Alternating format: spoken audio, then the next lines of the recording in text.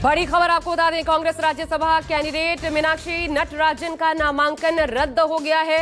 हलफनामे में जानकारी छिपाने का आरोप लगा उन पर। नामांकन रद्द होने पर इलेक्शन कमीशन दफ्तर पहुंची हुई है कांग्रेस। इस वक्त की बड़ी खबर और तस्वीरें देखिए सामने आ रही हैं। जयराम रमेश शामिल है।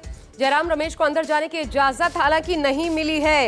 ये बड़ा झटका कांग्रेस को आज लगा जब राज्यसभा उम्मीदवार मीनाक्षी नटराजन का नामांकन बताया ये जा रहा है कि एक लंबित आपराधिक मामले की जानकारी हलफनामे में नहीं देने पर इस आधार पर उनका नामांकन खारिज कर दिया गया।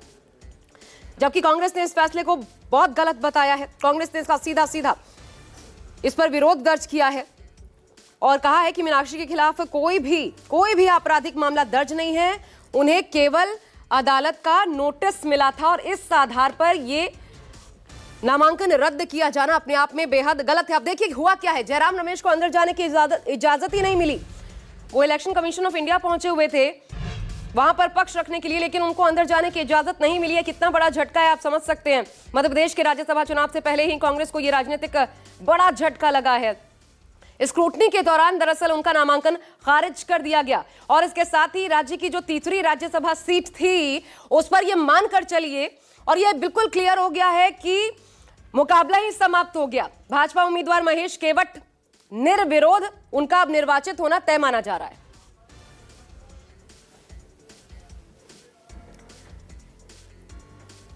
बीजेपी ने कांग्रेस उम्मीदवार पर नामांकन एफिडेविट में आपराधिक मामला छिपाने का आरोप लगाया था और इस आधार पर यह नामांकन रद्द हुआ है।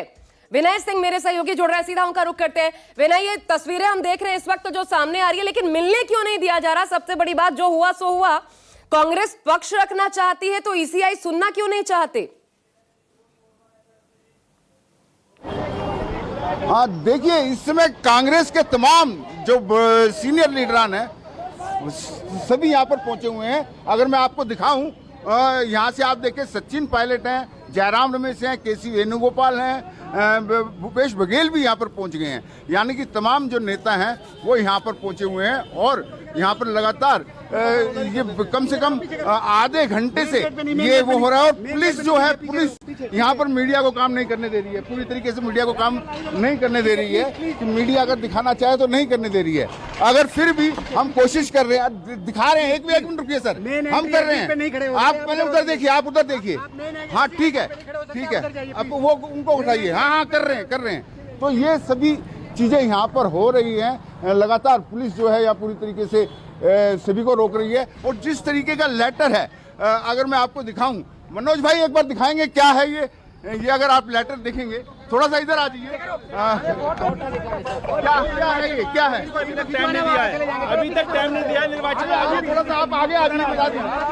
तो ये इस तरीके से जो टाइम मांगा गया, टाइम नहीं दिया गया, उस लेटर को यहाँ पर जो है कांग्रेस के नेता लोग हैं जो दिखा रहे हैं और काफी गहमा गहमी हो गई है। दरअसल पूरा मीनाक्षी नटराजन के जो नामांकन था उसको रद्द होने के बाद ये पूरी गहमा गहमी हो गई है और नेता अभी भी गेट पर बाहर ही खड़े हैं। कांग्रेस के लीडरान जो है वो बाहर ही खड़े हैं और बाहर खड़े होकर ही यहाँ पर ये सारे के सारा काम कर रहे हैं अपना। यहाँ से परमिशन लेने की बात कर रहे हैं। मैं सड़क पर खड़ा हूँ, आपको डिस्टर्ब नहीं करूँगा सर, चिंता मत कीजिए। मुझे अपना काम करने दीजिए प्लीज। मैं अगर अपने कैमरा पर्सन को कहूँ तो फ्रंट से दिखाएं और सभी नेता, और अभी और तकरीबन पूरा डेलीगेशन आने की यहाँ पर उम्मीद है और भी कई नेता यहाँ पर पहुँच सकते हैं। जिस तरीके से ये नामांकन रद्द हुआ और अचानक से इस तरीके की बात आई कांग्रेस। अच्छा, एक बात विनय, एक बात बताइए। एक तो पहले सपोर्ट करिए क्योंकि वो जो पुलिस अधिकारी है उनका काम ही वही है, जो उनको बताया गया है वो उनकी भी मजबूरी है ये काम करना। तो हम एक जिम्मेदार चैनल के नाते जो कहा जा रहा है करेंगे। लेकिन एक बात बताइए, क्या पक्ष रखने का भी मौका नहीं दिया गया और उसके पहले ही ऐलान हो गया कि उनका नामांकन रद्द? बिल्कुल पक्ष रखने का मौका नहीं दिया गया। और उसके बाद जब ये पता चला कि नामांकन रद्द हो गया तो उसके बाद कांग्रेस ने इनसे समय मांगा।